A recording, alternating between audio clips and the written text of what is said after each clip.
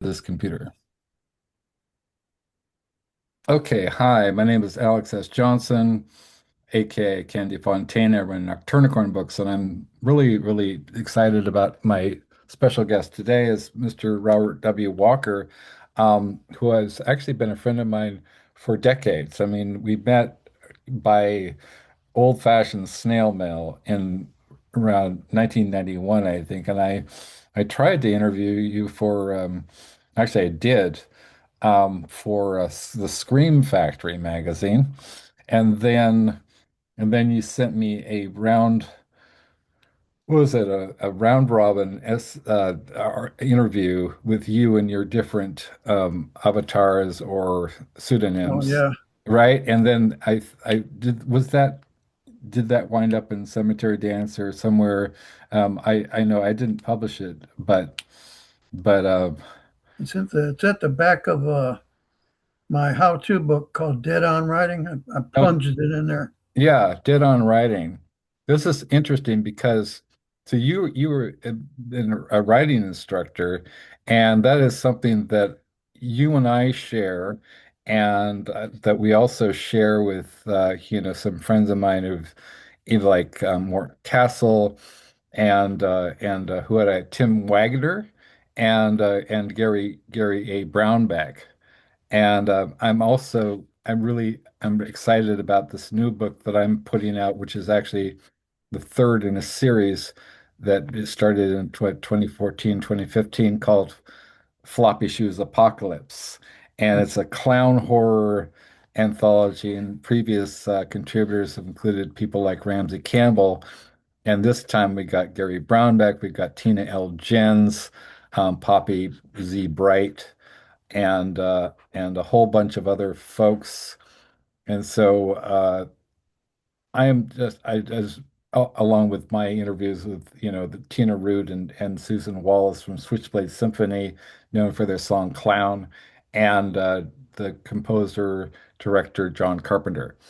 So I'm just really excited to be talking to you because you're kind of a link to the older generation of where talking about craft and talking about horror and you don't just write horror, you write crime, you write detective thrillers, you write history, and you wrote some young adult fiction. So, um, and did have you published or are you going to publish the book about the Salem witchcraft trials?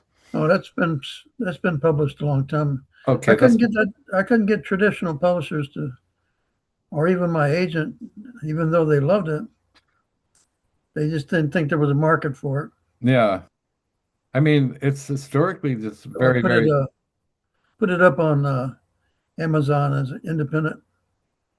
yeah. I mean, Children of Salem. yeah. 10 years Children's, research. yeah. That's I so. got in, I got interested in the topic when I was in fourth grade. I read all the books I could find on it. Hmm. And then I wrote my high school historic history research paper. You can't graduate without that research paper Yeah. in Chicago. And then I went on to college and I used it for my dissertation. Hmm. After that, I wrote the novel. So, what was it that attracted you to that period of American history? I think it was the fascination with the dark. Anything odd, inauthentic, strange, bizarre. Hmm.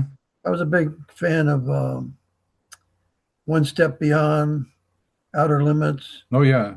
Inner Sanctum. Hmm. Some of these places young people won't even know about.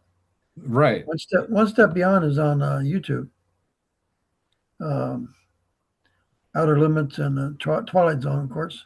Yeah. I Yeah. was I was influenced by all those shows. Those are amazing shows, and of course, you had people like Richard Matheson writing, a lot of the scripts for like Twilight Zone, and Richard, yeah, Matheson was great. He was one of my heroes. me too. In fact, it was the first movie that I ever saw. The first horror film that I ever saw was I was staying over with some friends of mine. I was a kid, and you know, it was Saturday morning. You know, when you used to have like the cartoons, you'd have the like a Yeah. film or whatever, and they had Hell House with Roddy McDowell, and Oh I yeah, was I I saw was that. just like it blew my mind. I thought whatever this is, it was just like so it was so cool. Yeah. Matheson, his I Am Legend has been turned into what, three, four different films? At least so you had the Vincent Price Last Man on Earth, and then you had like most recently the guy who punched Chris Rock. I was uh, I was influenced by the classics like Mark Twain, Yeah, Alexander Dumas, a number of others, but I was very much influenced by uh, uh, his name Matheson, and uh, since I've had this trouble with my head, I have trouble with names.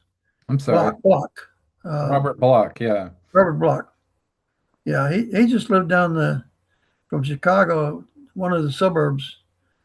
I always wanted to meet him, never got the opportunity.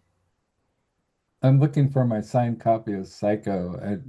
I don't know. I don't think I have it here, but Yeah, yeah. Block wrote Psycho.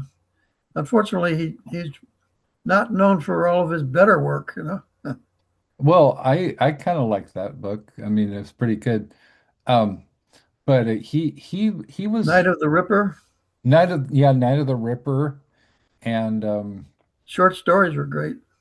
the short stories, and also like Ray Bradbury was one of my biggest Oh yeah, inspirations in all time. I think he was like he was actually sort of positioned as a science fiction writer yeah, at the time, but his horror stories were some of the best horror stories ever written, I think. agreed. I was just a little kid when I saw him step on the stage at the Groucho Marx show, Oh wow. and Groucho said when they were all over, and he said, "Good luck with your writing Yeah. career." and everything. Yeah, Wow. Bradbury was unknown at the time. I remembered that years and years later. Yeah, he was a That was mem he was that was he him. That was the guy. that's fascinating. And he was I a think he won $50. wow. Like he was like 15 years old, 16 years old. He was a member of the H.P. Lovecraft circle, right? And then he Oh yeah, became then he and Ramsey Campbell became friends when Ramsey Campbell was the 15-year-old, who was writing with Ramsey with Arkham House. So it's kind of like this Weird Tales lineage, right? yeah, yeah. The Weird Tales. They turned me down and get in again. Really? Yeah, That, I got a rejection from them that was just a photographic rejection, a picture rejection. a picture rejection, huh? I think I never tried actually. My friend it Nicole it Six. showed like a wolf creature scratching up a tree. Oh So I no. figured they were telling me I was barking up the wrong tree. Oh no. Hey, that's not my friend Nicole Six is in Weird Tales. Um, I'm sorry, I never tried because I was like, I don't know. I just didn't think I would ever be published there. So, I mean, but I mean, I Or certainly have published alongside, Ramsey and Caitlin and all those folks. So, but yeah, it's wonderful. It's just that, Lovecraft and Clark Ashton Smith and all those people, was it Margaret Brundage or something like that? yeah, Yeah. Who was the first author that made you want to write it was Mark Twain. Mark Twain? What was it about Mark Twain? I Well, agree, by the way. Yeah. I had read all of his books. In high school, I started reading his boys' books, Tom Sawyer and Huckleberry Finn, Hmm. and I got so so angry with the librarian that there wasn't a third book. Uh-huh. So I There is one. well, yeah, he started a third one. Yeah. where they go out west, Yeah. But which he did. He was, there's another Tom Sawyer book. Yeah. Tom Sawyer Detective. oh yeah, I didn't see that when I was in high school. The librarian got a good laugh out of me because I was looking for the third book. Uh-huh. I think Tom Sawyer, the one you're talking about, was published much later. Yeah, it must have been. His, of course, I grabbed up his letters from hell. Oh yeah, yeah. Yeah, that was great. He That's a believed great that book. he believed it was so salacious that he insisted it only be published 50 years after his death.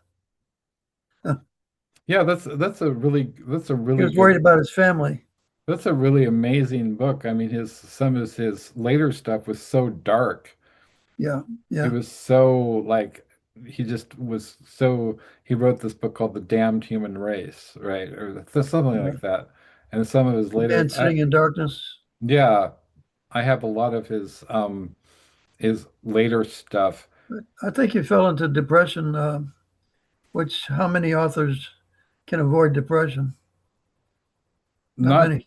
not many. I mean, I know a lot of my friends who are authors and not necessarily of dark fiction, but Poppy Bright, Caitlin Kiernan, certainly like have had their problems with depression. I think it's kind of comes with a Related to terrible rejection. yeah, because you put your everything into your kind of your heart and your this is like your offering to the world, like Emily Dickinson is the letter to the world, my letter to the Yeah. world, right? That never wrote to me, and you send it out there, and you get a barking up the wrong tree from Weird Tales. You're like, I, th- what the I think they shit? forgot to put the letter in. That's so cold, man. Not even a letter, just a photograph. Wow. Yeah, I Yeah. had some guy up in the tree. There was a generic writer up in the top of the tree. Oh no. Oh no. So what's the best rejection letter you ever got? Oh, gee, I got hundreds. Um I got one that said it's from a small press in North Carolina, Hmm. and it said you need to throw out all this, that, and the other. And I made all the corrections that she asked for, Hmm. and they still rejected it. Oh no. I Oh made no. all the allusions to Mark Twain I took out. It was it was the book I was telling you about, the sequel, the third book, you know, but it was really about the Underground Railroad with a young Yeah, boy. right. Young boy gets sucked in. Uh, at the end, he becomes um, a conductor on the railroad. Yeah. What was that? So how did that book come about? I just wanted to try Mark. Actually I wanted to see if I could do one page Hmm. sounding like Mark Twain, Nice. imitation, which is a Yeah, good way to start your writing career. right. Imitate your favorite author. Yeah. I got my students doing that in my creative writing class. Yeah. Imitate your favorite author. Give me a give me what you imitated, and I have to try and guess who's your author. Yeah. And I could get it maybe 50% of the time. If they had an author who was pretty well known. Right. Yeah, You know who's really good at a pastiche is Mark Castle, right? Like his, The Old Man and the Dead, which was first published in Still Dead by Skip and Spector. And that's basically it's a Hemingway story. It's just a perfect dead-on pastiche, and it's really funny too. And yeah. it's one of my favorite stories. What was the title of that again? It's called The Old Man and the Dead. Oh, The Old Man But and the Dead, instead of The Old Man in the Sea. yeah, by Mort Castle, and it's hilarious, and it sounds exactly like Hemingway, who is Yeah, I was one of my favorite personally, like of all time, and I just loved how subtle he is. yeah. even though he seems like on the surface that there's, it's very, very simple. But then you just like look at the iceberg principle, for example, you Yeah, talked about, and then you look at what he doesn't say, and it's beautiful. yeah, yeah. Mort Castle's very good. He's I met really good. Mort at a conference, and instead of spending more time with Mort, I wound up chasing skirts. Oh, oh, Yeah, wow. I Yeah, was young. I was young. that was something like I just remember, I don't know the crazy shit that you remember, Robert, because I was just remembering that one of the I've only been to a few cons in my life because I can't stand like being around a lot of people at once, but it was, I think they had a slave auction or something. I don't know if it was people like Lucy Taylor. I was like, holy shit, these Yeah, guys are, they're brave. Yvonne Navarro, I think was that one. And you know Lucy, right? who's that? Lucy Taylor. By name. Yeah, she's really, really sweet. She's a sweetie pie. I've been to conferences where they have a coffin, and you can throw in anything you want to get rid of. Oh, I love that. Yeah. I, yeah. So like what was it? What appealed to you about Mark Twain? His serpentine sentences. Like man, Yeah. I just really admired a sentence that was a sentence and not a run-on. It was Yeah. still a snake, snake, and snake. He had such command of the language; it's amazing. I put him up there with Shakespeare. Oh, I would too, definitely. I also love like Melville. Yeah, Like I'm talking about some Shakespeare, right? And Melville and Hawthorne from that Haw- era, Hawthorne. Yeah, right? his twice told tales was the first Twilight Zone. Yeah, it really was. Yeah, people The get hung up on the scarlet letter. yeah. It's terrible. It's hard, impossible to read. And me too. Thank you. Thank you. Yeah, Fucking thank you. That was and this is the first time I've ever heard anybody say that. Okay, it's it's I impossible to I, read. I hated that high school Me forced too. people to read Yeah. stuff like that. Yeah, it's the worst.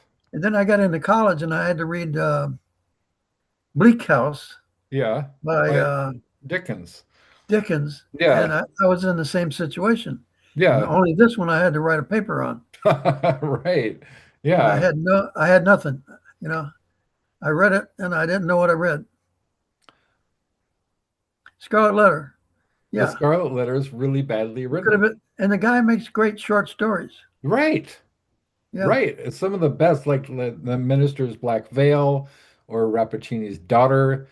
I mean, they're uh, very, very good. And twice told tales. yeah. Or I named my first short story collection, which is on Amazon, thrice, three times, thrice told tales. yeah. There's a guy we both know is a mutual friend of ours, Gary A. Brownback. And I wrote Yeah, this book that came out from Raw Dog Screaming Press called There Comes a Midnight Hour. And I didn't actually know that this was actually a quote from Soren Kierkegaard. I thought it was like may have been, Edgar Allan Poe or something. But, and it's really when I had him on the show, when I had Gary on my show pretty recently, I actually started talking about Kierkegaard, and I didn't know that he was into it. But isn't it interesting that, yeah, we're both into like this, the Danish philosopher, um, and like I think, talking about, suffering and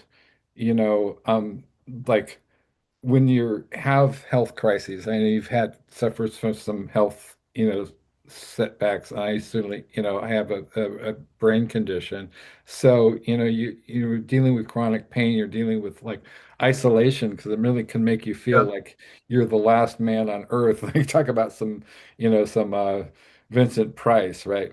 I think yeah. horror can actually um, be a blessing because it can kind of like, you know, it shows, hey, I'm suffering, but I'm like a Clive Barker character, or I'm here, but I'm not alone because other people, Yeah. Gary's here with me, Billy The Martin's here with me, we're the not alone. horror category is a BALM bomb, Hmm. or just for people that don't fit in. Yes, And writers don't fit in. right, I have to, as a teacher, I have to fit in. And I think so many of us become teachers because we need the income, and right. that's why we become a teacher, and then we become, wow, I'm pretty good at this. Right. Well, I'm terrible at I'm terrible at teaching classes, but I'm really good at like being a writing coach. Yeah, writing. All my classes were teaching writing in one form or another. From English 101 to 102 to research writing to Yeah. essay writing, and then creative writing. They're all different. I had a really good time with Tim Wagner on here talking about that. So I'm gonna give you kind of an exercise which I did with Tim, which I think might be fun for us. Okay. Okay, so here's the deal. So you as a writing teacher and somebody who's a horror writer as well. So you're being pursued by an iconic legendary monster or killer maniac, whatever. It's Michael Myers or it's Jason Voorhees or something, right? And you're doing a workshop in the woods with some of your handpicked students, your favorite students, and so they want to know like what's the real skinny, right? We're in the woods and it's midnight and the moon is full, and all of a sudden, shh, shh, shh, right? It's Jason, right? And he's coming after you with some sort of weapon, and you realize you only have 5 minutes to live, let alone deliver the five most important lessons about writing, let's say writing horror, that you will ever give in your last lessons. So, what would those five things be before you were brutally slain? Oh boy. First of all, I would throw water on Jason, Okay, good. see if he melts. See if he melts. Yeah. I'm kind of sick of him. Let's see. First thing, um, imitative. Don't be afraid of imitative writing. You learn a lot by looking that closely at your hero. Yeah. You know, and You're near the phone in case there's a call. Yeah. Yeah. I'm sorry, just Robert, just one moment. Yeah, yeah, I'm near the phone. Yeah, I am. Thank you.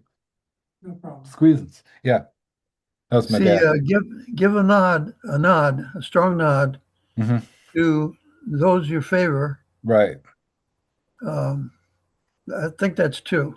Hmm. Imitation and like your whole. Eventually, you find your own style, but Hmm. through the imitative writing, you have a place to start, Yeah. and you learn so much from it. So, secondly, write a book that gives a nod, an NOD to those you've learned from. Hmm. Write a short story uh, where you can even dedicate it to Matheson Right. as an inspiration. Okay. Next to that, I would get into grammatical issues Yeah. that people tend to ignore. Take the grammar book and look up the subject of um, qualifiers versus absolutes. Right. If you qualify everything, the smoke or the fog is going to be qualified. It's going to be lessened. Yes. Qualifier is even the word very Yeah. qualifies. The word very you really don't need it ever. Like the word up, very way overused. Right. Um, but an absolute, the fog rose from the cemetery. Hmm. That's absolute. Right. There's no qualifying. Right. The qualifier says the fog seemed to perhaps maybe seem to be Yeah. seem to be, seem to be rising, but who Yeah. knows? Right. If the writer sounds like he doesn't know or she doesn't know, Yeah. it's due to the qualifiers. In a grammar book, it'll be like 3 pages. Yeah. And it'll change your entire outlook on writing. The other one in the grammar book, 2 or 3 pages, is the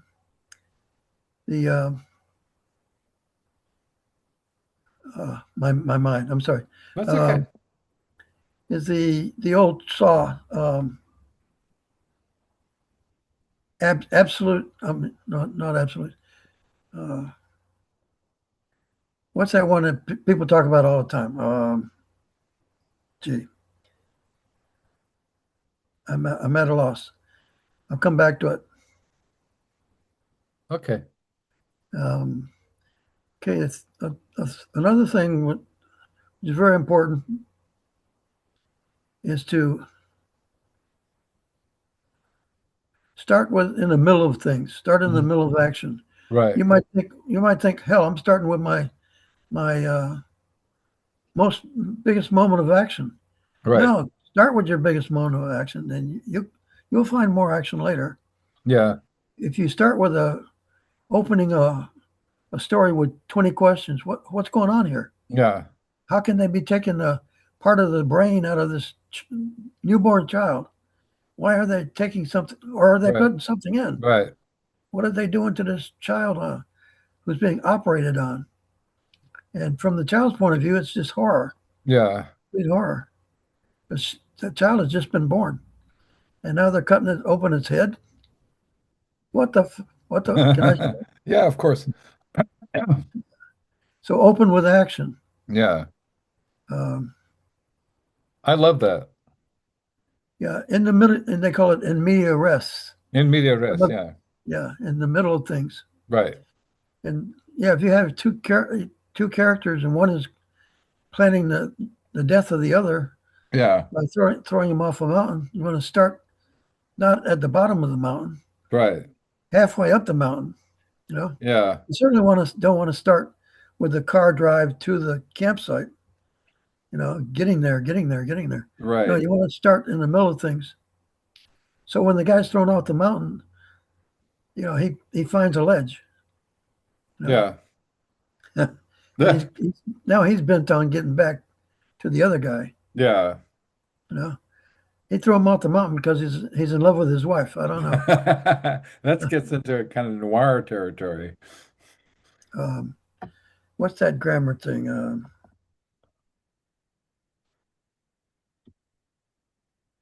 Active voice, Active voice, yeah. active versus passive. Right. Now a narrator will rely on passive. They and it kind of falls into that qualifier thing too. Right. They seem to have as a passive verb. All Yeah. that qualifying stuff Yeah. they did. It's like these commentators on the TV. I Right. think, in my opinion, Right. maybe, perhaps. Yeah. No, just state what you mean. Exactly. Homelessness, homelessness in this country is a shameful. Should shame the entire nation. Right. I didn't use any passive. Right. I didn't use any qualifiers. Qualifiers and passives very similar in nature. Right. Um, Passive cargo is like, you know, you got kids in the back of the pickup and they're bouncing around like crazy. Right. You know, Yeah. and the driver says, "It's my damn kids and it's my damn truck. Yeah. I'll do what I damn please." Okay, so there's one example I think that you can use passive voice to characterize Yeah, one of your anything, protag any, you know anything is in dialogue and in yeah. speech, anything goes because But yeah, right, your speaker could be passive. but what I mean is also you could use characterization, for example, of a character. If a character is passive, Yeah, then you yeah, could use passive voice about them, and that kind of almost subliminally tells the reader something about the yeah, character, right? yeah, and or qualifying. Right. Guy Qualifying. speak Yeah. every time the guy opens his Right. mouth. He It's says like, maybe, could be, right. It could could have be, been, should yeah. have been, would have Could have been. been. What about, okay, like pathetic fallacy? Can we talk about pathetic fallacy? Fallacy. Like using the environment to signal something about the characters or the emotions or Oh yeah. yeah, I use the city of Chicago quite a bit with my crime novels, right. and I got one series called Chicago's, Uh-huh. The Ghosts of Chicago. Nice. Um, Chicago's, that's horror, but it's humorous. Wow, You're interesting. I got to you're read talking that. about you were Yeah. talking about uh, somebody earlier that used so much humor in their Hmm. horror. I Yeah. think good horror has a lot of humor. Well, more Castle, I was thinking about more, Yeah, is very funny. yeah, I use a lot of humor in my horror. I mean, The crime, it helps. yeah, actually, crime novels are a little harder to find places to find humors. One of my favorite horror what not no horror. I'm sorry. Crime or noir. Um who wrote 52 Pickup? That guy. Was it Leonard? Oh my Oh, God. Leonard, Yeah. yeah, I got one of his books around here. Uh, So good. Elmore Leonard, Elmore Elmore, Leonard. Elmore Leonard. Oh my God, that's so amazing. yeah, Yeah, he got a lot of his books turned into film because it's so much dialogue. true. And I was talking with one of my friends about like Elroy. James Elroy is another guy, James Elroy, yeah. yeah, who's very like strong on kind of just Characterization through dialogue, characterization through dialogue. character, Exactly. character through dialogue. Yeah. I don't plan any of my books. I just let the character become who he is. The idea that Yeah. you have to plan every chapter, yeah, chapter and verse, you have to have notes on, and I can't do that. It kills my creativity. Yeah, I don't know some like there's an entire like um writing kind of packaging like these save the cat or whatever these Yeah, things which kind of make me a little bit ill yeah, because it's like, okay, so if you have to put that much thought into like, your creations, then I don't know, to me it just would just kill the yeah, spirit, it's just like, why would I will set a lot of things that you talk about, Robert, I resonate with because, like, for example, one of my novella, Nymphomaniacs of Big Top Island, which is a clown horror like, novella, and I have basically this girl, she's not wearing a lot of clothes because the clown stripped them from her, and she's running, from this clown on a beach, and he's chasing her, and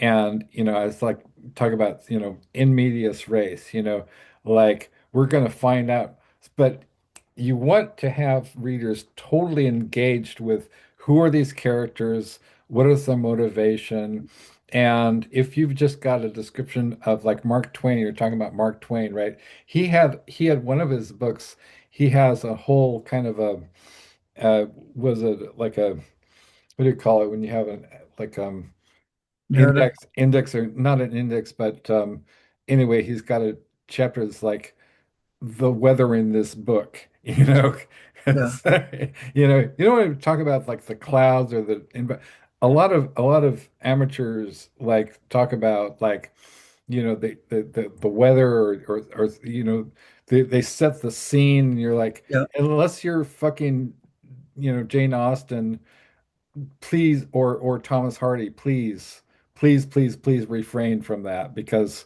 you Yeah. will lose me and you will lose a lot of people.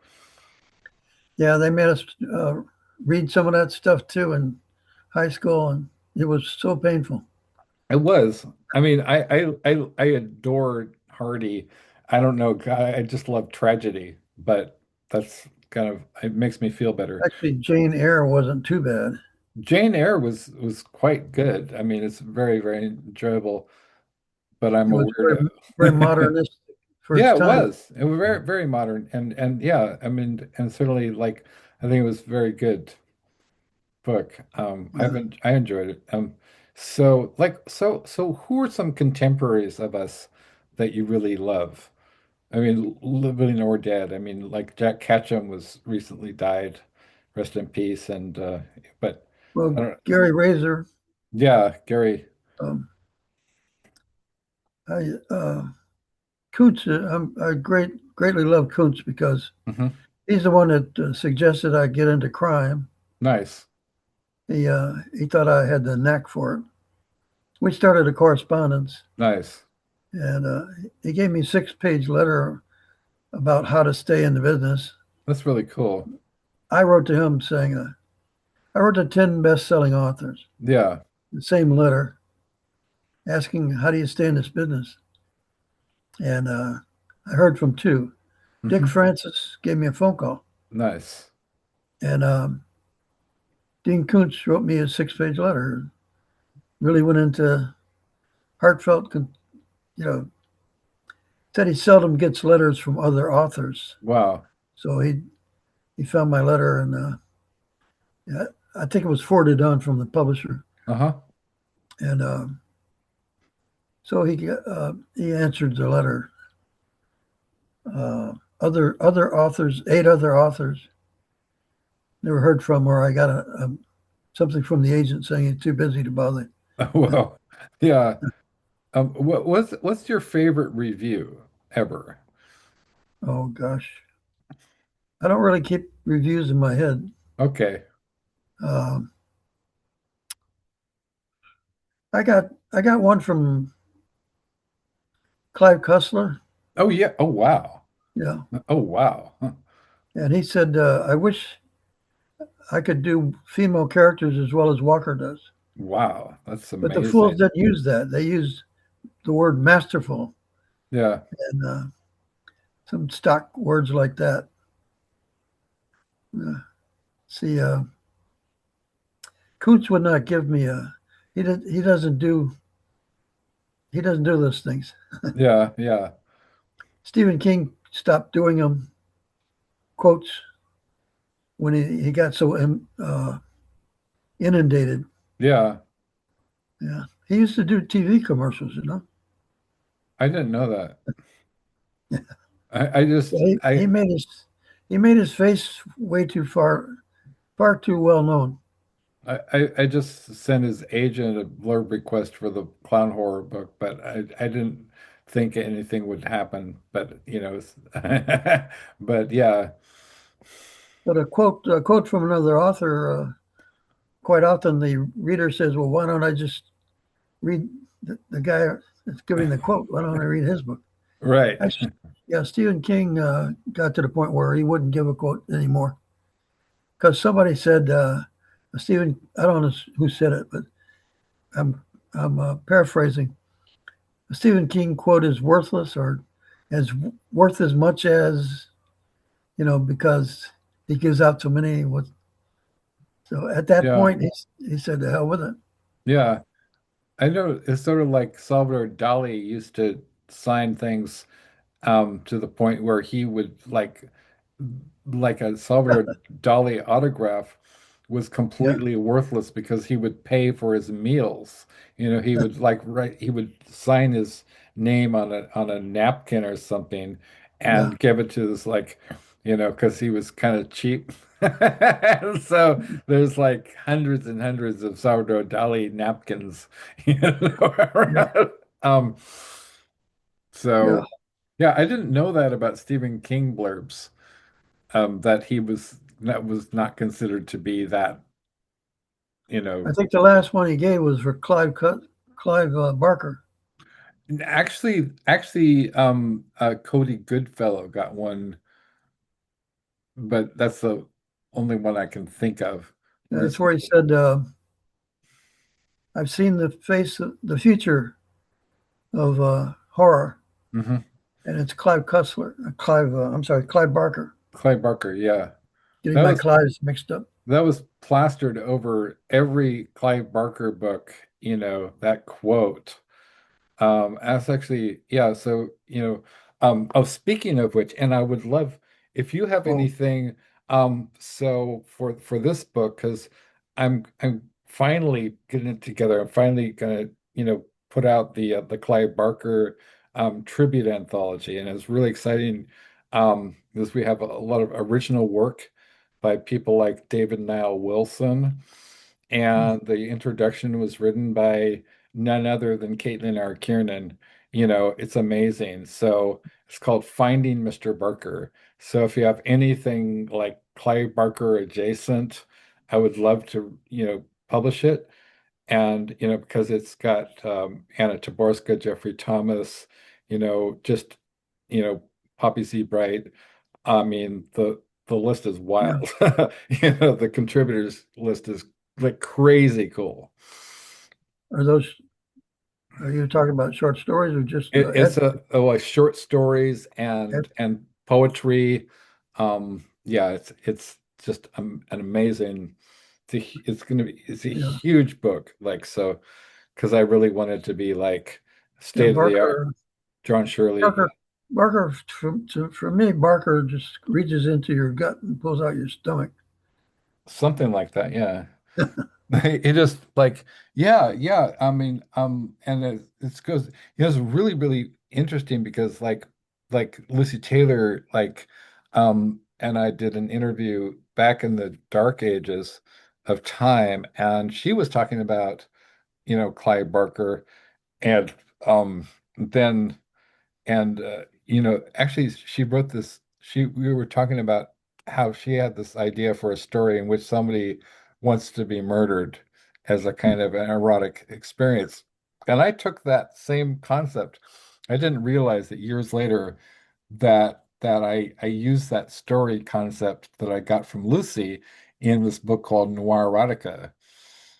And it was people like Ada Van Belkom and Tom Piccarelli, rest in peace, and um, it was really interesting kind of a series because there's so many people who were in this there was like 4 volumes, and you had everybody. I mean, everybody was in these books, and I was just really fortunate and honored to be, in this series. It's erotic crime fiction. Uh, I stay away from romance. You stay away from romance, yeah. I I put romance. I put an element of romance into my crime novels yeah. and some of my horror. I actually dated this romance writer in Virginia, of all places. It was sort of a long distance thing, and I later found out that me and Stephen L. Shrewsbury, we both dated her, like, and so she was like, she put us on her list of Steves.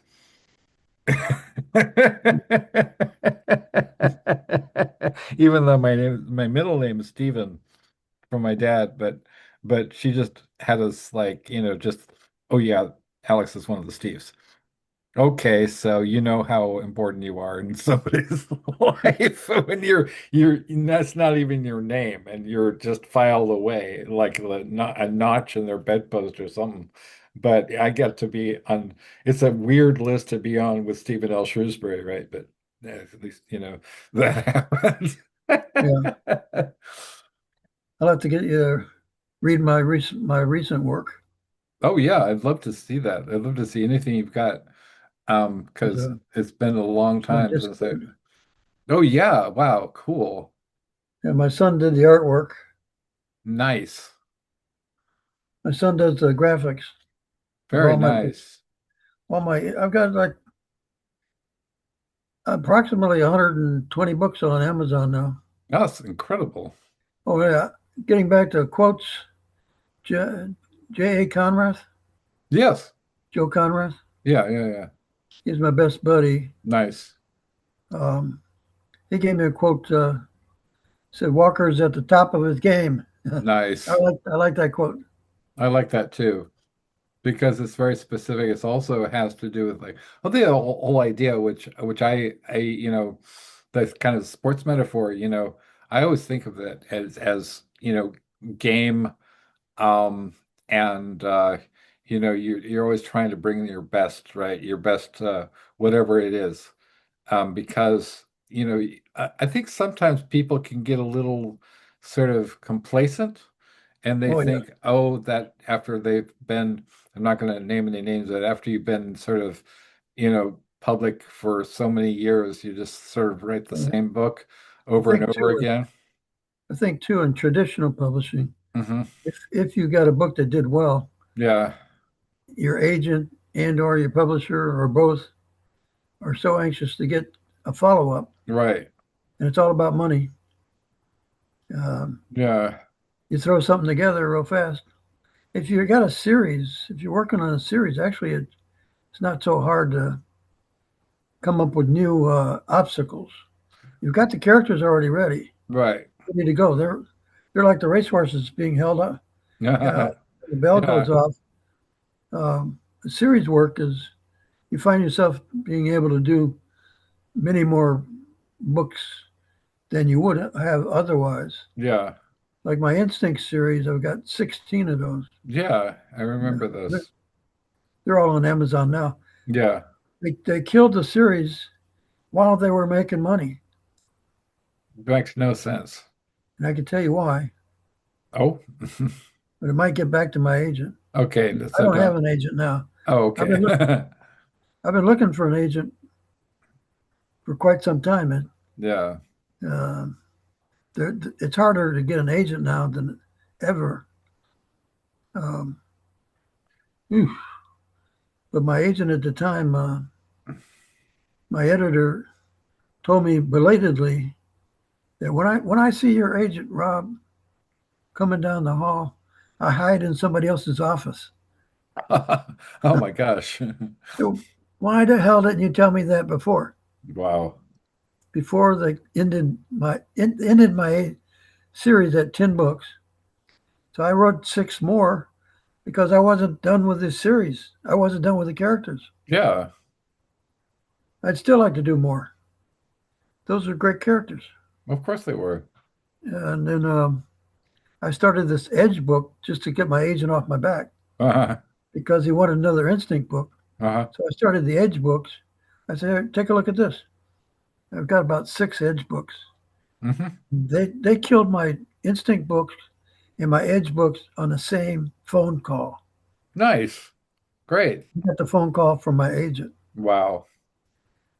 He, one of these people that like like some presidents we know Uh-huh. does not see the problem with himself. Hmm. Yeah. Shit. Uh-huh. So one example I was thinking, one of my favorite authors and for a long time, a really good friend of mine, Poppy Z. Bright, Billy Martin, Yeah, did I a know. whole series of wonderful books that weren't even horror. I mean, they weren't even remotely horror. The Liquor series, and I just read every single thing that came out, and I love those books so much, because I'd reread them. Talk about some characters, Poppy Billy is a master at characterization. I think one of the best writers who, their characters feel like them and they're better friends than most friends that you will ever have, right? Yeah, I've had reviews like that. Thank you. Yeah. Right. Yeah. You're asking me my favorite review. Yeah, this is like, yeah, exactly. And so like, I have my characters come to full fruition mhm. as the book goes along. You would never know who they are entirely Hmm. until the book is finished. Yes. And these Ju- guys, I've been on panels where these guys open their book and they hmm. say, this is how you write a novel. Nice. And I'm like, terribly at the other extreme. Right. Yeah. I Well, let I let it grow. You open a chapter with the baby being dissected in the cranium, right, right, right, right, and you don't know where I'm going until I get there. right. Exactly. I can't believe there are some people that write the ending, the last chapter, Yeah. and then they write to that chapter. I can never Yeah. do that. No, me either. I mean, sometimes I'll start with at the end, but might not be, what you think it's going to be, or it might Yeah, be a fake end. yeah. It might be a metafiction kind of end where you're like, or I have so, a, I'll have something in mind to do forensically. right, We got to do this in the forensic lab, and it's right, got to work. So I right, got to do research. I do a lot of research on my books, particularly the crime books.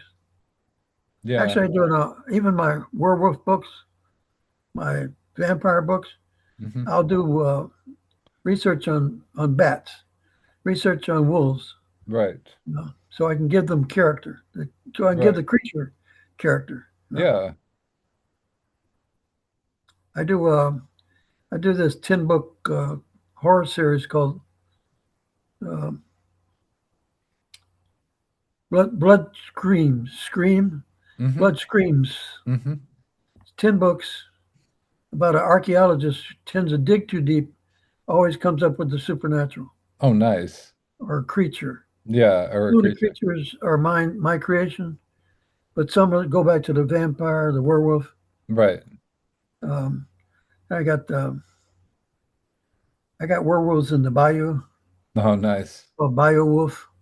Yeah. But the main character is so interesting, the archaeologist guy, and I, I I didn't want him to sound like Indiana Jones, Hmm. but sometimes he falls into that mode. Right. But those are in hardcover through a publisher that works through Amazon. Hmm. Um, yeah, I had like 40 books published with New York traditional publishers like Hmm. Leisure, Yeah. uh, um, Pinnacle. Yeah. After those 40, realizing I wasn't getting anywhere, I became an independent publisher. This is I think this is the late great Ray Garden. I don't know, it's like it's got the kangaroo on it, Live Girls. Uh, I love those books. I mean, I love, I remember when this came out, this is pocket books, right? I remember when this came out in 1987, and I was at the late, the Tower Books, right? It no longer exists. And I was like, I don't know what's contained in this volume, but I will read the shit out of this, yeah, And I read it from cover to cover, and I was like, wow, this is so, and talk about some Dean Koontz, right? It says Live Girls is gripping, original, and sly. Finished it in one bite, And I was just like, oh, this is so good. And we became friends, after he was really, really funny and really nice. it's yeah. I read his. That's the one with live girls. Yeah. Yeah, They a lot also of erotic. And yeah, I mean, it was also really funny because you had these Times Square hookers who were vampires. Yeah, it's like the the book where the boys were in high school. Yes, They're vampires. they're vampires. Yeah, That that turned everything around because vampires were. The vampire book was pretty much dead until they came out with motorcycle boys on motorcycles. right. Boys on motorcycles, and you had like the whole Doors thing, And so like yeah, so like vampires, and so I'm thinking of particularly specifically, okay, Poppy Bright's Lost Souls obviously was a game Lost changer. Boys. Yeah, Yeah, Lost Boys. the Lost Boys, and then there was a Susie McKee Shurness, The Vampire Tapestries. I think is one of the best vampire novels ever written, and also Anne Rice, of course. Anne Rice, and then there I was call her the Tolstoy of horror. the Tolstoy of horror. Yeah.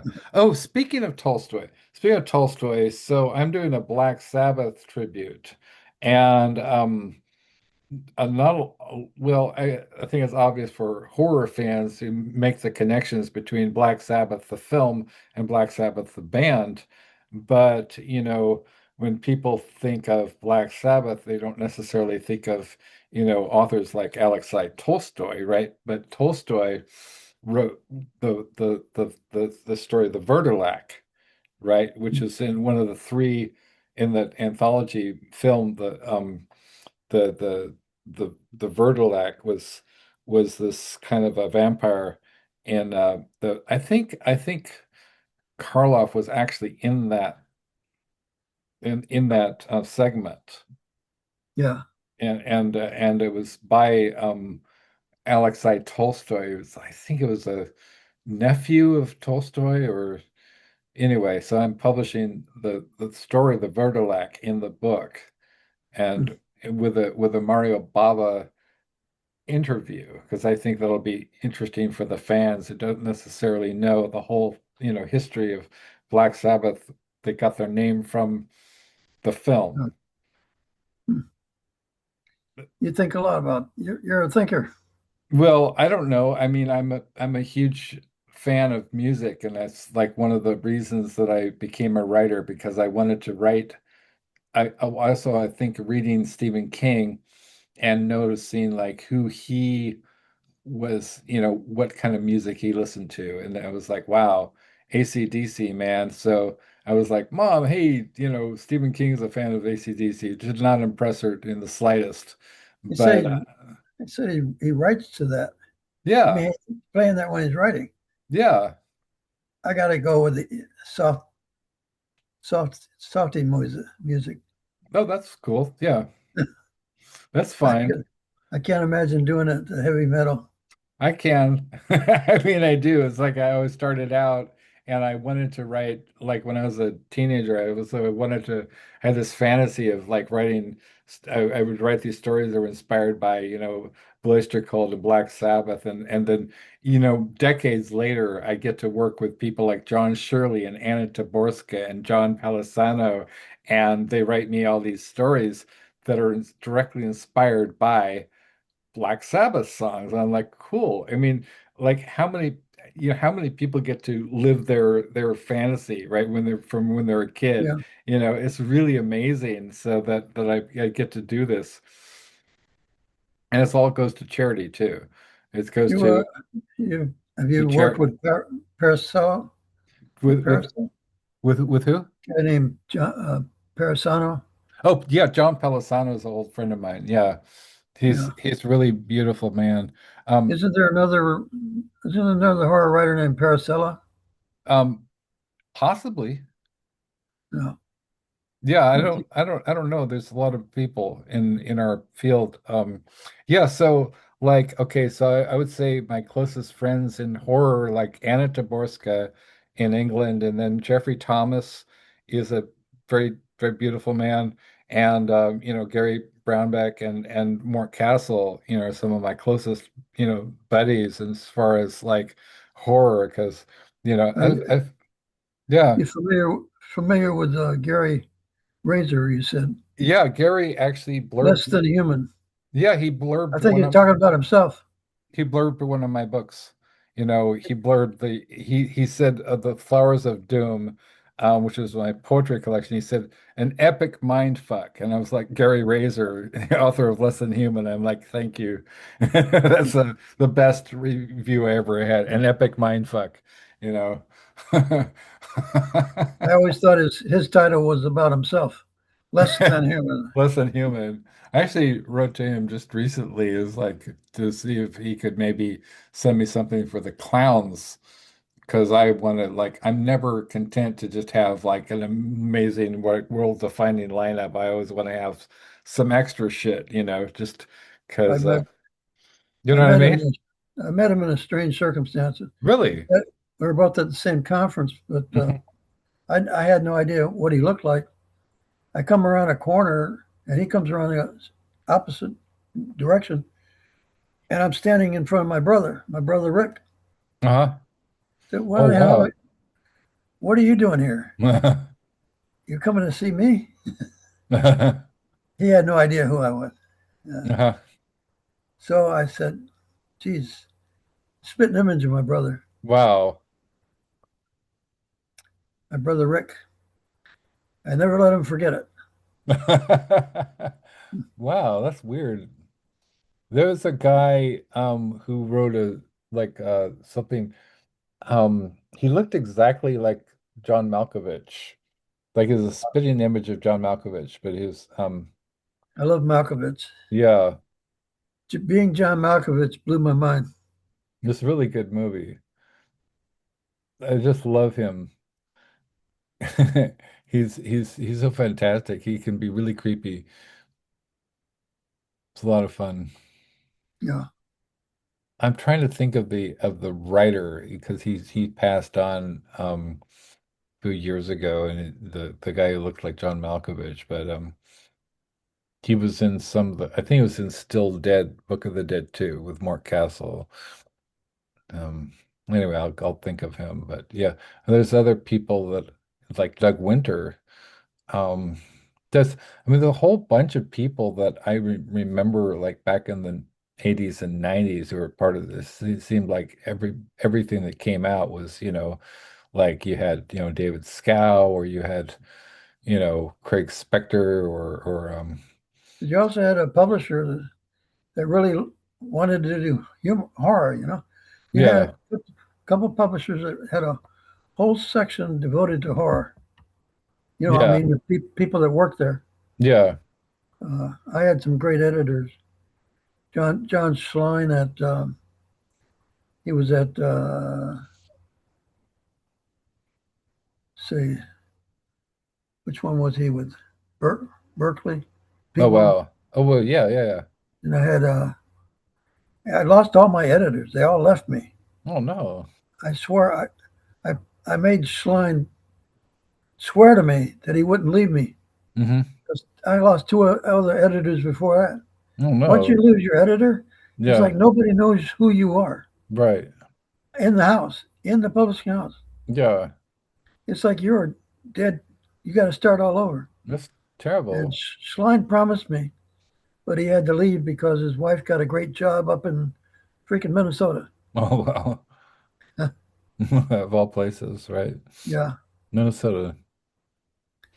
yeah. I started writing young adult historical novels. That was Hmm.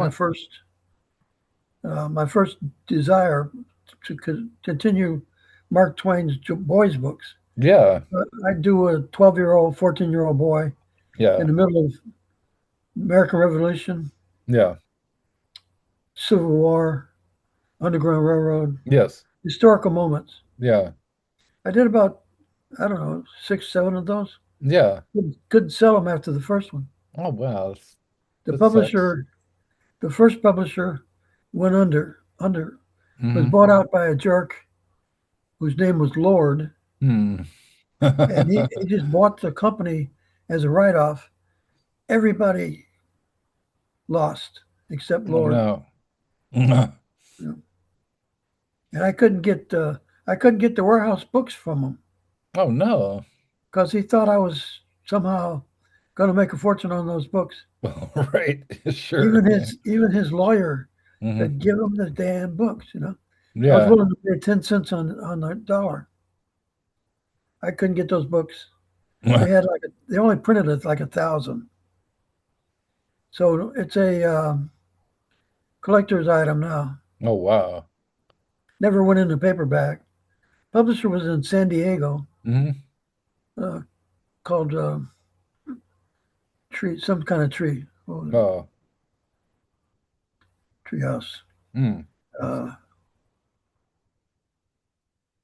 and then I sold Sub Zero right after that, Hmm.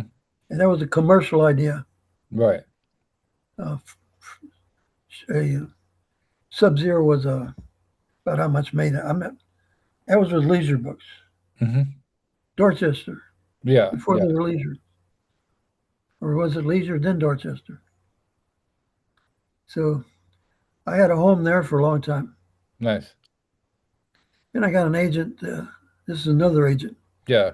She was stealing, scamming off, particularly all of her romance writers, Hmm. but she was taking money from me too. Oh, wow. Uh,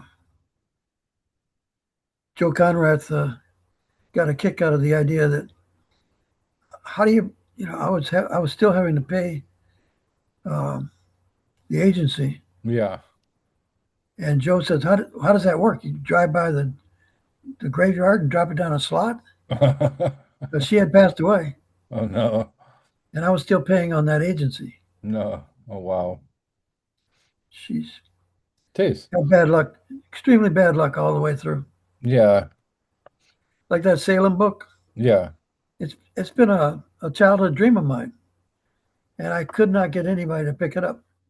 So it's on Amazon now, Right. but very hard to get sales. Very hard to get attention. Yeah. It's like being in a Yellow Pages, book. Yeah, Yeah. Well, I mean, it sounds fascinating. Like I'm really into that area of history because, we're dealing with that kind of, um, like censorship. We're dealing with, kind of racism. We're dealing with oppression. We're dealing with like monstrous behavior, all around the idea of, people who you pretend to be religious and in reality are monstrous yeah, and worse, far worse than anybody that we've seen like in historical yeah. terms. It's sort of like I think living in the Roman Empire. yeah. When they talk about corrupt banana republics, there's no country more corrupt than ours. It's really shocking. We give money to, foreign countries that we can't even afford to, keep people housed and fed. What the hell is wrong with this picture?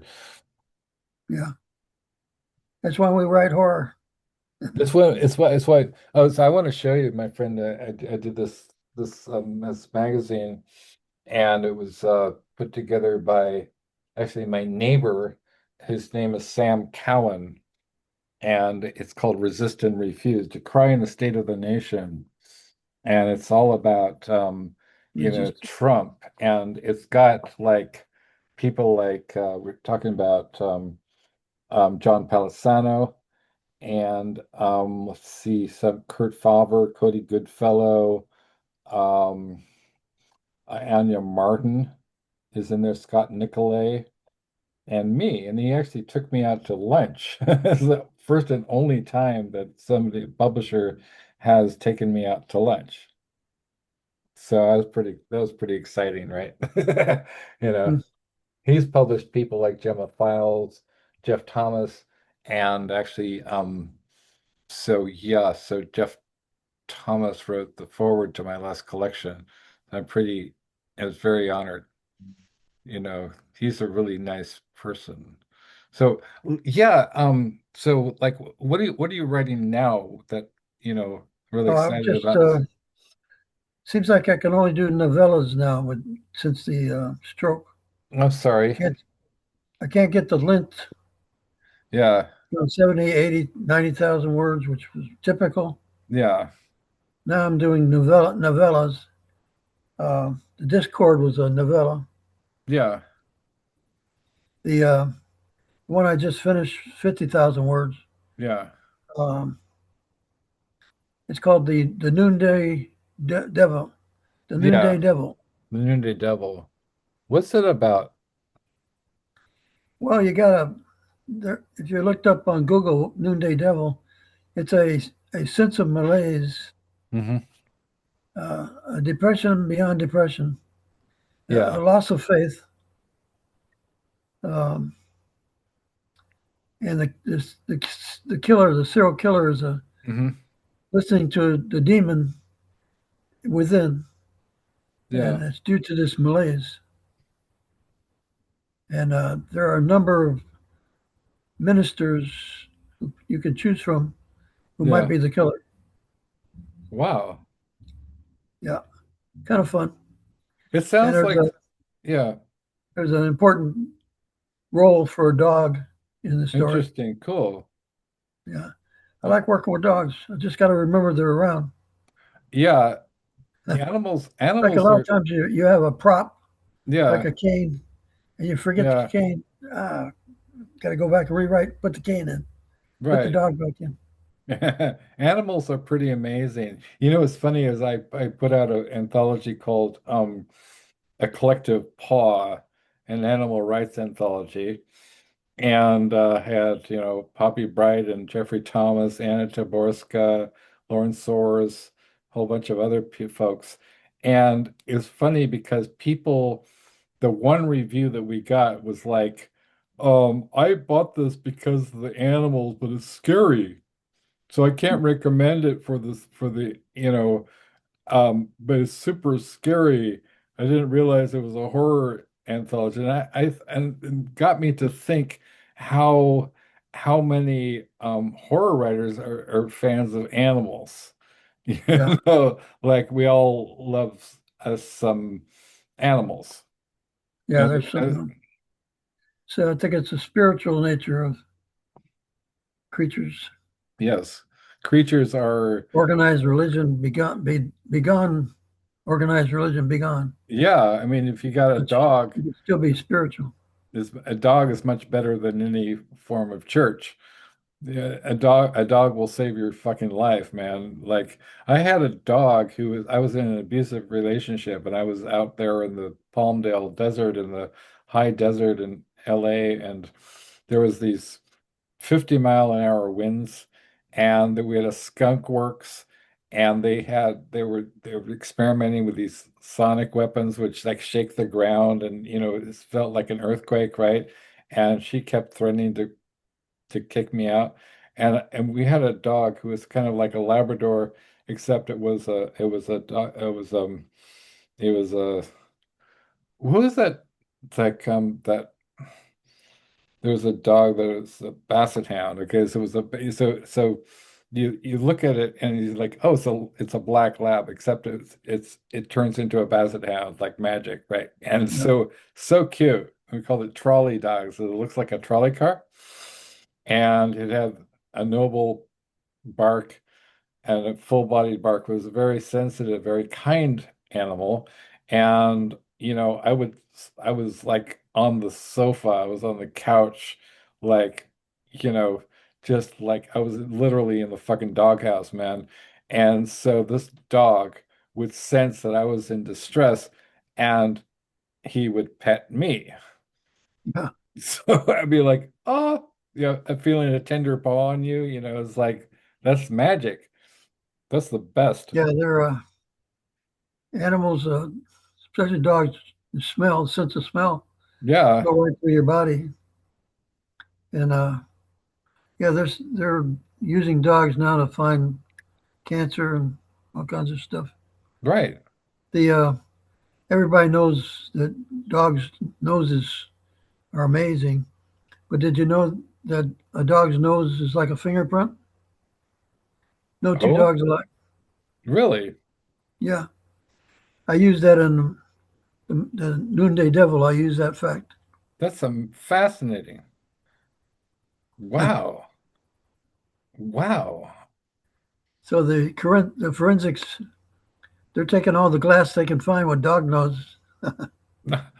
Oh my God. They're trying to find the killer, and they know he has a dog. Oh my God. So That's that's the kind of so stuff I like to do. that's fascinating. In the Discord, I've got it's World War II, and the Hmm. serial killer is taking out Nazis. Nice. So I like to have a good. Yeah, that was my childhood dream. My dad Yeah. came back with PTSD. Oh, wow. Sorry. He self-medicated with scotch. It was the only thing that helped him. Yeah. Yeah. He had scotch all over the house. We'd get into it sometimes. Oh, wow.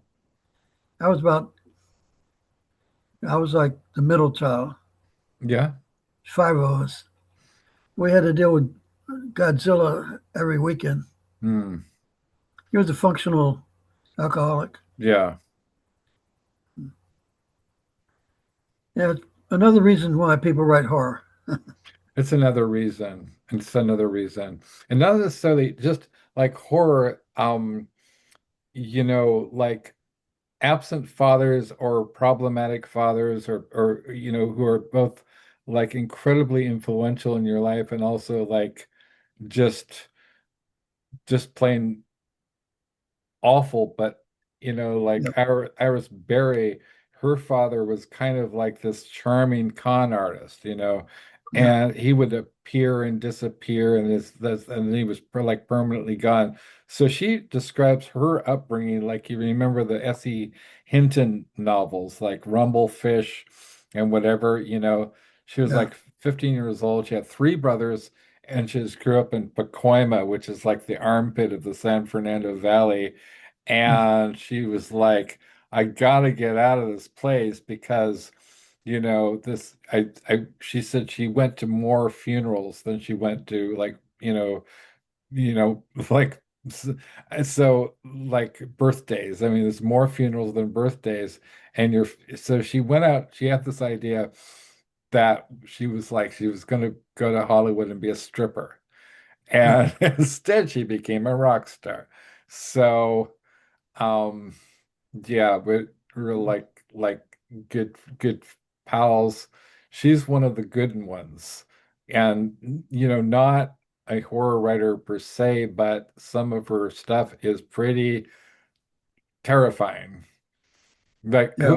who are some of your favorite writers who are not horror or genre writers? Um, You said we were talking about Mark Twain and there was some a. of those people.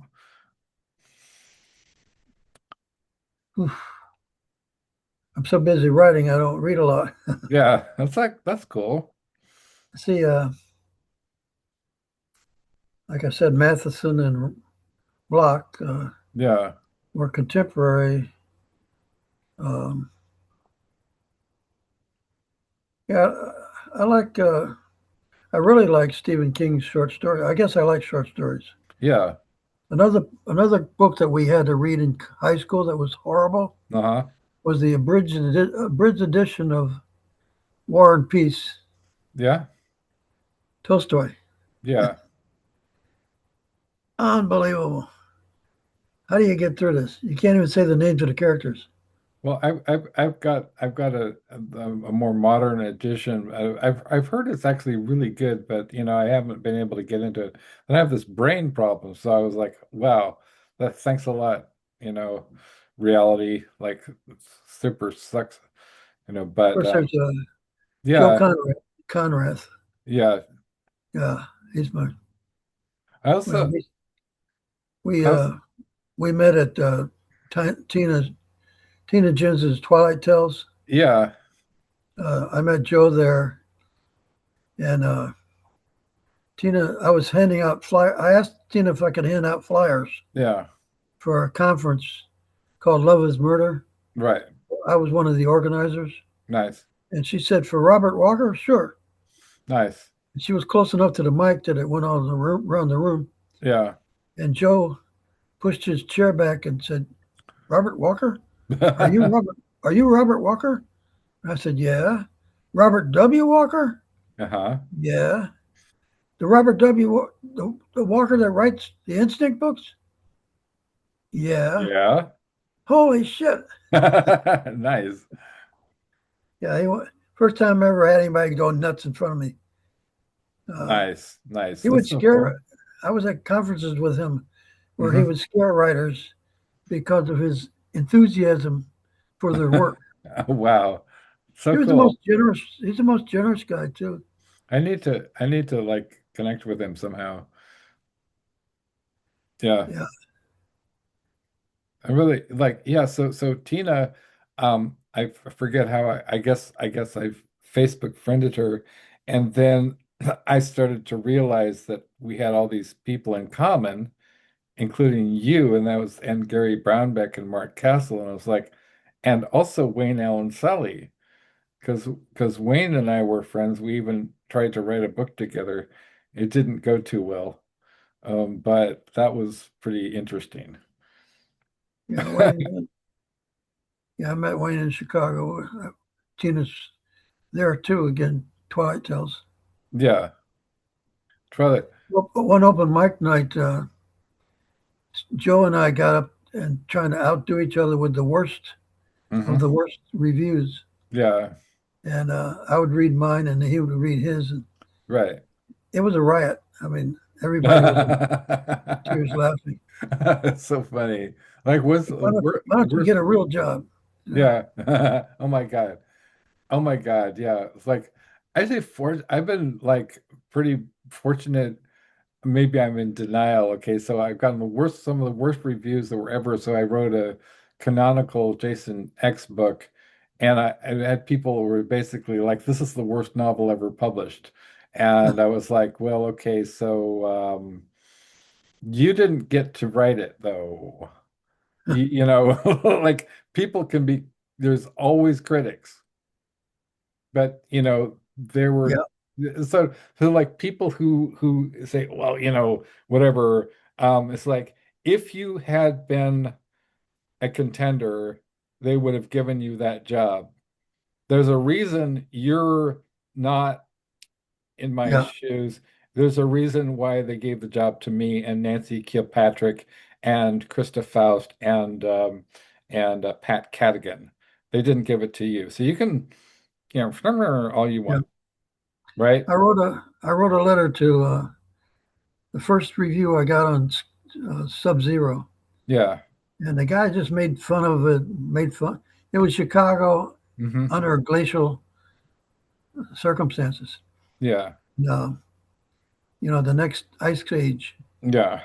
and he just had fun with the idea, and I took it too seriously, and I wrote him a letter, hmm and then he wrote me back and kind of apologized and Yeah. said, "You're right about this, and you're right about that," and I didn't think about it from the perspective of the author and that sort of thing. Right. And they don't. They don't. I mean, there's kind of insulated. Sometimes I found on Amazon, it's not worth your replying to negative reviews. No. They're not as bad as a 1 star, you know. Yeah. But a couple of times I've had to say something. Really. Like you've got the wrong book. You know, this is not the book you're talking about.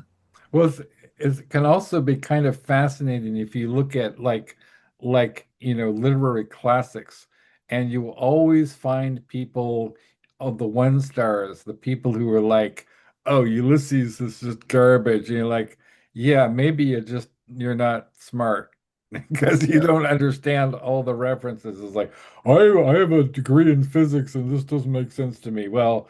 Yes, it does. In fact, Joyce sat down with a guy and he explained the whole book. So all you have to do is read that book and you'll be like, oh, that means that. yeah. And everything in Joyce is specific. There's no like, it's not random gobbledygook. Like people don't know, you know.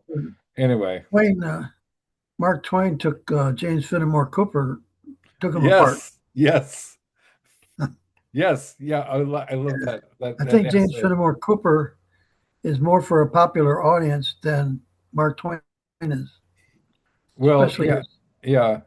I especially his biographical works, his travel books, uh, extremely well written. I tried to read Last of the Mohicans in graduate school, and I was like, is this just Yeah, me or just like I can't what I didn't even understand what he was talking about. It just seemed like it was really badly written. Um, and yeah. I just like I would have stopped reading it if it was something that wasn't like an assignment for grad Better school. film than one, a rarity. The film is better than the book. That yeah, it was a great film with Daniel Day-Lewis, but the book is hard to read, and it was like a lot of just, really unnecessary shit. And it's like You it see, brambles, you just like hack through it. and there's no such tribe as the Mohicans. There's no there's no He made, Mohicans. he made that up. You, There you are know, similar, there are yeah. similar names, but not Mohican. You know what's I love about like well in Moby Dick you have the Queequeg who comes from Yeah, a tribe that was just completely made up. yeah. But that I love Melville. I also think he's really funny. What a character! He had great characters. It's so funny. I mean, those that book is just like one of the best. I think it's one of the best novels I've ever read, and I know Billy Martin agrees with that, and I just it's got so much stuff going on there. Where I, You yeah, know, where I yeah. graduated, Northwestern University, Mhm. they have a whole they have a whole library devoted to Melville. Wow, yeah. I mean, they publish books that are written about Melville. They have a separate publishing. Actually, I think that's the only place they publish it. The only thing they publish is Melville related. Wow. Yeah. Northwestern University. My collaborator in China, Ma Yangbo, he actually did a translation in Chinese of Moby Dick, which sold like more than 500,000 copies. So even the Chinese audience really enjoy it. Mark Twain. 600,000 books. I think I visited China, and all they talked about was Huckleberry Finn. Wow. They think America is the same as they see in the book, That's interesting. Well, yeah, and I mean, yeah. most of them have never been out of the country. Well, yeah, I mean, this is the guy Yangbo, and he's in Nanking, and we did the book together, and he's translated my work, and then like took it and did a kind of a. So I wrote a poem.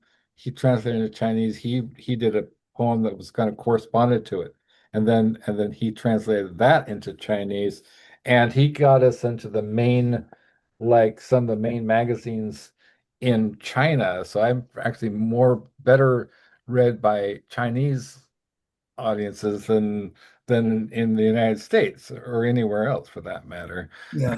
In China, they really have that appetite for My book, my US book sold writers. to Japan, and I got more money from Japan than I did America. Nice. Yeah, it's really The it's really Instinct book. cool. It's the Instinct books. It's really My cool. forensic series. By the way, when I do a crime novel, it's really a it's really cast behind the scenes. It's horror. It is. The serial Okay. killers. Yeah, I had another good quote from Ed Gorman. Ed Gorman. Yeah, yeah, yeah. He's the guy that started Mystery Scene magazine. Yeah, I remember Passed that. away. He's a great he's great for all him mystery writers. Yeah. He gave me this quote: every time you think the serial killer novel is dead, Mhm. Robert Walker comes along. Oh, nice. Yeah, Oh, nice. Oh, nice. great Yeah. fact. That's incredible. What an incredible quote. Yeah, wow. It's so Yeah, cool. I was trying to think of something about that. So yeah, I had I one newspaper, Midwest, hmm um, Midwest something. I got it around here somewhere. hmm Midwest Book Review, Midwest Yes. Book Review, and they said Walker quite literally snatches your mind for the duration of the book. Oh, wow. That was a cool quote. Sweet. Oh yeah, that reminds me. So you were talking about um horror and crime. And so that begs the question, what is horror? Yeah, the definition. Yeah, Where's what's the? That's like they make such a difference between thriller and yeah, mystery and right. thriller and Well, suspense. right. And I'm like, what's the difference? Right. Right. These are different aspects of like emotion, which, that is tied in with your characters and whether you identify with your characters and Yeah, give a shit whether they live or die. yeah, And, I was talking about this with Tim Wagner, how you gotta have empathy for your characters, even if they're gonna be killed by Jason or whatever, there's yeah. still, um, you know, Before you kill them, right. you got to make them care. So like, what is horror? I mean, Horror, some people say it has to have a monster, but yeah, what about psychological horror, where right, the horror is the father who's seemingly protecting the kid, but actually has stolen the kid and planning to kill the kid. right. Psychological horror. Yes. Uh, horror involved so often horror involved a picture of a kid and a doll on the Yeah, cover. right. I remember that there was a whole Remember like the remember the kid horror, the books. clown, The the clown with clown, balloons, the clown, skeletal clown. the skeletal clown. That was a whole trope. There was a guy who did a book, and I'm trying to remember his name. They called him up and said, "Do you have this would have been Leisure or one of those guys? Yeah, Do you have any suggestions for the cover?" He was on his way out the door. He said, "Just don't have any clowns, no clowns. no skeletons, Right. no children, No no children. balloons, and I'm happy." And, and guess what he got when books arrived and you opened the box? Skeletal clowns, children's, and balloons. Yeah, Yeah, got the whole mix. not necessarily in that It's like order, they but took him at his word. yeah. Wow, yeah, just whatever it is, but not those things Yeah, specifically. they forgot the word no. So actually, I actually like one of the things that I really makes Nocturnicorn book so unique is Nicole Six. So she's been a cover model for a number of my books, and so actually her characters that we create for the books, they're specific characters that are in the books themselves. So, for example, we Yeah, just did a sort of a cover. Shout out to Nicole Six and Adrian Baldwin in the UK.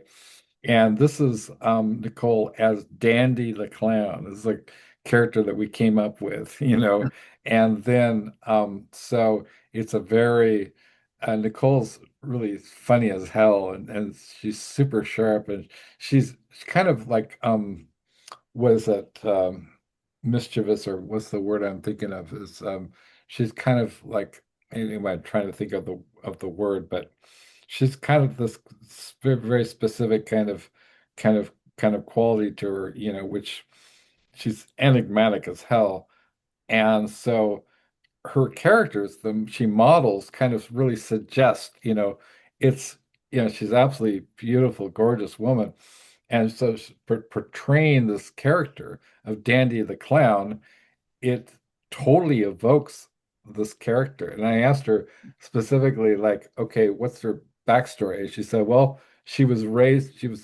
abandoned, or she's an orphan, and she was raised by freaks. And I'm like, aha, okay, I have this whole thing. So I'm doing a kind of a wraparound story with my collaborator Michael Kobe, and we're kind of doing the whole backstory and of like so it's going to be a wraparound story around all the other stories in the book and interviews with like John Carpenter and the like, which is about like, hi, Dandy the Clown here, and it gets into like fortune telling and tarot card reading and and I have a just like I have a great time working with Michael because we totally it's very almost seamless how we bounce things off. Have you ever had Yeah. what's your like favorite collaborator that you've worked with? Well, I did a collaboration with Gene Kelly, Hmm. and I'm Robert Walker. So Right, it's your Robert harkens Whopper. back harkens back to the 30s and 40s with Yeah. Hollywood. But the book is Blue Vegas. Blue Vegas. Hmm. There are three collaborations, and all three are novellas. Yeah. They take place in Vegas, of course. He's he's actually in real life now. He's kind of a CSI guy, but he was Nice. he was a chief of police, and he moved out to Vegas to Yeah. get away from the politics of police work. Yeah. And I knew him. I met him at Tina's Twilight Tales. Wow. Yeah, it's where I met a lot of people. Didn't Wayne and Sally work as a skip tracer? Yeah, Yeah. Yeah. that was the best collaboration. Also, my other great collaboration was with a lady named Pocabla, Lynn Hmm. Pocabla. I met her at a conference, Hmm. and she knew a lot about Cuba, and we collaborated on a book called Blue Cuba. Blue Cuba. Yeah, that's a full novel. Nice. We had an agent working with the agent. Hmm.